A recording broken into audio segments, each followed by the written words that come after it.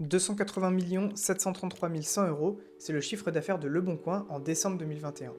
Mais surtout, c'est 28,8 millions d'utilisateurs uniques chaque mois. Leboncoin, c'est un site ultra populaire qu'on a tous déjà utilisé une fois dans sa vie, que ce soit pour trouver un appartement ou pour acheter un vélo. Et ces stats, elles sont impressionnantes effectivement, mais visuellement, soyons honnêtes, c'est pas l'endroit le plus sexy d'internet. Du coup, je me suis demandé, et si Leboncoin devenait une marque de luxe?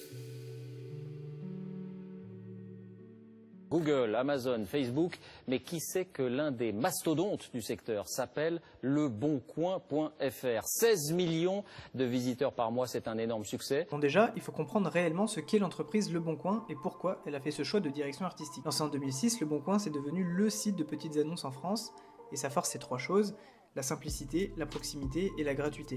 Mais cette image bricolée et populaire, c'est aussi une décision marketing. C'est vraiment le site à la bonne franquette, à contre-courant des plateformes hyper clean et professionnelles. Pour des entreprises qui ont une notoriété gigantesque, je pense notamment à Amazon, c'est une vraie stratégie de ne pas changer leur design. Bon, Amazon il mériterait une vidéo entière à son sujet, mais pour résumer, un utilisateur qui rencontre un design qu'il connaît, même si celui-ci est ancien, saura comment interagir avec celui-ci et pourra arriver à ses fins. En revanche, un utilisateur dont l'habitude est changée par une modification du design se retrouvera perdu et pourra arrêter son parcours plus tôt que prévu. Bon, maintenant on comprend mieux pourquoi on a des énormes entreprises avec des sites aussi moches, mais nous dans cette vidéo on veut s'amuser un petit peu et donc notre objectif ça va être de transformer Leboncoin en marque de luxe. Alors pour un projet comme ça, je commence par récapituler mes idées avec un schéma pour clarifier et structurer un peu mieux les points sur lesquels il faut travailler. Donc on retrouve d'un côté un peu l'état des lieux du projet, que ce soit pour le logo et ensuite pour le site internet. Et ensuite, c'est les choses que je veux changer, donc je les écris ici pour être sûr de ne rien oublier et pour visualiser un peu mieux le futur rendu. Donc pour le logo, comme on a dit, je pars sur un logo typographique. Un logo typographique, pour ceux qui ne savent pas, c'est un logo qui est basé sur une police d'écriture justement, et qui ne possède pas forcément d'icône pour le représenter. C'est le cas de Chanel, Dior ou Yves Saint Laurent par exemple. Ici j'étais assez sûr de la police d'écriture que j'allais choisir, mais j'ai essayé différentes dispositions et j'ai fini par choisir cette proposition avec une possibilité d'adapter le logo pour les formats plus petits ou icônes d'application en utilisant les trois lettres L, B, C de Leboncoin, un peu en inspiration du logo de Yves Saint Laurent. Bon, maintenant on a le logo, il est temps de s'attaquer au site internet. Quand on pense au luxe, on imagine souvent des matières nobles, des boutiques silencieuses avec des prix sans étiquette, mais du coup, en web design, ça veut dire quoi exactement? Tout d'abord, il faut bien comprendre la différence entre deux choses, l'UI et l'UX. L'UI, pour User Interface, et donc en français l'interface utilisateur, correspond à tout ce que l'on voit en termes de design, de couleurs, de typographie, etc. En gros, c'est comment le site est esthétique ou non.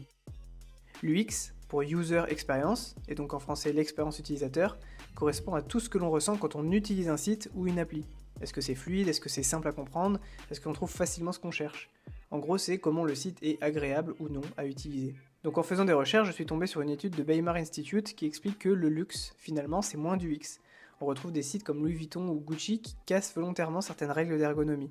Pourquoi? Parce qu'en fait, trop de simplicité, ça tue l'exclusivité. L'expérience, elle se doit de rester légèrement frustrante pour l'utilisateur, un peu comme dans une boutique où on n'ose pas toucher. Et tout ça, c'est ce que j'expliquais avant, ça se traduit par des menus plus vagues, des parcours moins guidés et des images qui prennent toute la place. Sur certains sites de luxe, il n'y a même pas de barre de recherche. Normal, le luxe ne se recherche pas, il se découvre. Toujours dans le thème de l'UX, une étude montre que l'expérience utilisateur ne cherche pas forcément à être efficace, mais mémorable. En gros, l'UX devient une performance, le but c'est de faire vivre une expérience, une ambiance à l'utilisateur qui vient sur le site.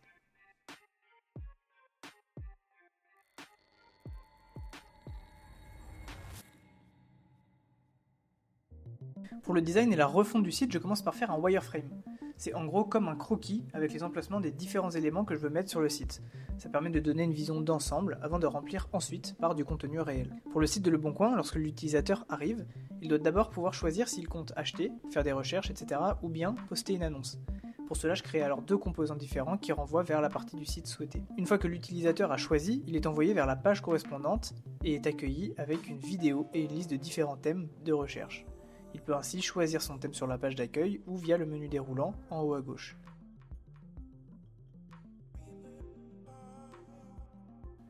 Il arrive ensuite sur une page qui correspond au catalogue, beaucoup plus épuré que ce qui existe déjà sur le vrai site de Leboncoin. Ce catalogue, il sera beaucoup plus visuel avec des images plus grandes qui rendront la page plus luxueuse. L'utilisateur peut ainsi choisir le produit qu'il désire et est envoyé enfin sur la page produit. Sur cette page produit, il va pouvoir choisir différents paramètres et changer la vision qu'il veut avoir sur le produit afin de le voir en plus grand ou en plus petit.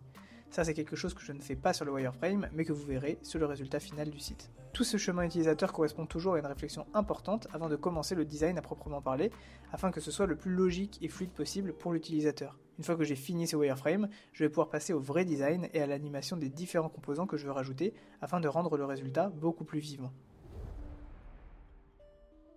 Dans cette partie de design, mon but c'est de trouver des images impactantes, de choisir les bonnes tailles de police, les bons espacements, mais c'est aussi le moment où je crée réellement tous les composants tels que les icônes sur le header et les animations de hover.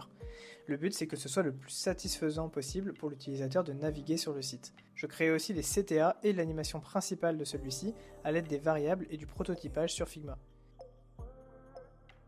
Je fais les derniers changements, quelques ajustements et je m'assure aussi que le prototypage et que les liens entre toutes les pages sont nickel avant de clôturer ce projet. Réaliser le redesign de Leboncoin m'a pris environ 4 heures en prenant en compte le wireframe, le design et les animations et forcément sûrement un peu plus avec la réflexion au préalable. Et voilà pour cet exercice et ce travail de transformer Leboncoin en marque de luxe. Évidemment, ce design ne pourrait pas fonctionner pour une marque comme Leboncoin, mais ce travail était plutôt intéressant et le résultat est globalement convaincant. Donc n'hésitez pas à me donner vos avis en commentaire et moi je vous laisse avec le résultat final de Leboncoin version luxe.